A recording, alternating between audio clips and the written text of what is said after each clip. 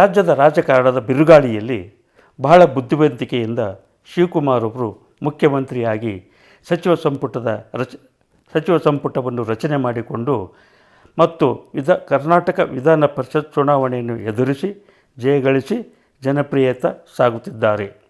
ಆದರೆ ಈಗ ಅವರ ಸರ್ಕಾರದ ಮುಂದಿರತಕ್ಕಂಥ ಸವಾಲುಗಳು ಏನೆಂದರೆ, ಒಂದು SIR, ಇನ್ನೊಂದು ಸಚಿವ ಸಂಪುಟದ ವಿಸ್ತರಣೆ, ಇನ್ನೊಂದು ಬಿಡದಿ ಸಮಸ್ಯೆ, ಆಮೇಲೆ GBA ಚುನಾವಣೆ, ಈ ಬರಗಾಲ, ಈ 5 ಸವಾಲುಗಳನ್ನು ಎದುರಿಸುತ್ತಾ ಶಿವಕುಮಾರ್ ಅವರು ಮುನ್ನಡೆ ನಡೆಯುತ್ತಿದ್ದಾರೆ.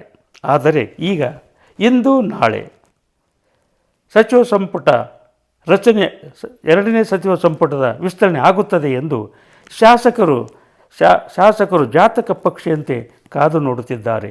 20 ಸಚಿವ ಸ್ಥಾನಕ್ಕೆ 70 ಶಾಸಕರು ಭಾರೀ ಪ್ರಮಾಣದ ಲಾಬಿ ನಡೆಸಿದ್ದಾರೆ.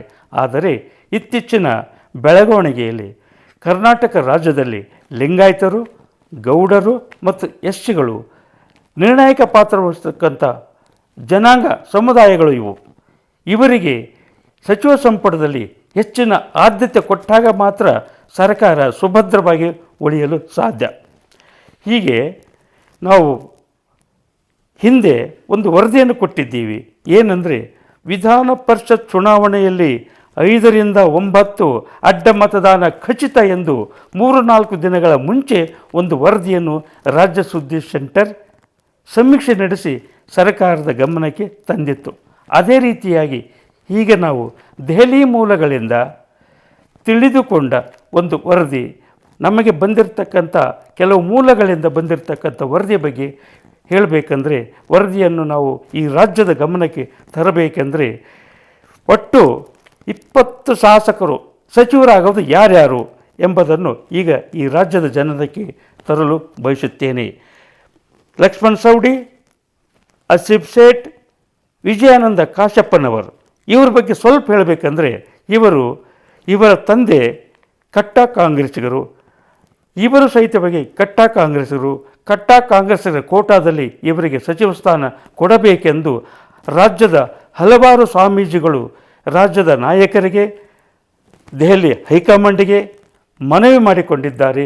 ಕೊಡಲೇಬೇಕೆಂದು ಸರ್ಕಾರಕ್ಕೆ ಮತ್ತು ಹೈಕಮಾಂಡ್ಗೆ ಒತ್ತಡವನ್ನು ಹಾಕಿದ್ದು ಈ ರಾಜ್ಯದ ಜನತೆಗೆ ಗೊತ್ತಿರುವ ಸತ್ಯ ಸಂಗತಿ ಎಂದು ಹೇಳಬಹುದಾಗಿದೆ.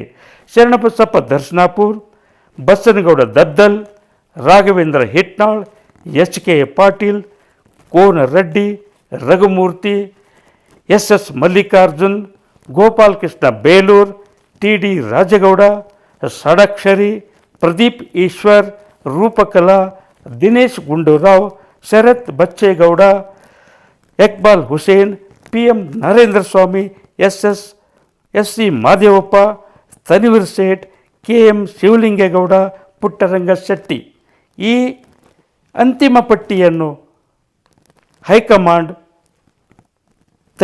ಮಾಡಲಿಕ್ಕೆ ಸಿದ್ಧವಾಗಿದೆ ಎಂದು ದೆಹಲಿ ಮೂಲಗಳಿಂದ ತಿಳಿದು ಬಂದಿದೆ. ಇನ್ನೊಂದು ವಿಷಯ ಹೇಳಬೇಕಂದ್ರೆ, ಈ ಸಚಿವ ಸಂಪುಟದ ರಚನೆ ಇದೆಯಲ್ಲ, 2ನೇ ಕಂತಿನ ಸಚಿವ ಸಂಪುಟದ ವಿಸ್ತರಣೆ ಮುಂದೆ ಬರ್ತಕ್ಕಂಥ GBA ಚುನಾವಣೆ ಮತ್ತು ತಾಲೂಕು ಪಂಚಾಯತಿ ಚುನಾವಣೆ ಮತ್ತು ಜಿಲ್ಲಾ ಪಂಚಾಯತಿ ಚುನಾವಣೆ, ಈ ರಾಜ್ಯದಲ್ಲಿ ಬರ್ತಕ್ಕಂಥ ಸಾವಿರಾರು ಗ್ರಾಮ ಪಂಚಾಯತಿ ಚುನಾವಣೆಯ ಉಸ್ತುವಾರಿಯನ್ನು ಈ ಸಚಿವರು, ಆಗ್ತಕ್ಕಂಥ ಸಚಿವರು ಈ ಹೊಣೆಗಾರಿಕೆಯನ್ನು ವಹಿಸಬೇಕಾಗುತ್ತದೆ. ಇನ್ನೊಂದು ವಿಶೇಷವೆಂದರೆ, ಹಿರಿಯರಿಗೆ 9 ಜನ, ಸುಮಾರು 9 ಜನ ಹಿರಿಯ ಸಚಿವರನ್ನು, ಮಾಜಿ ಸಚಿವರನ್ನು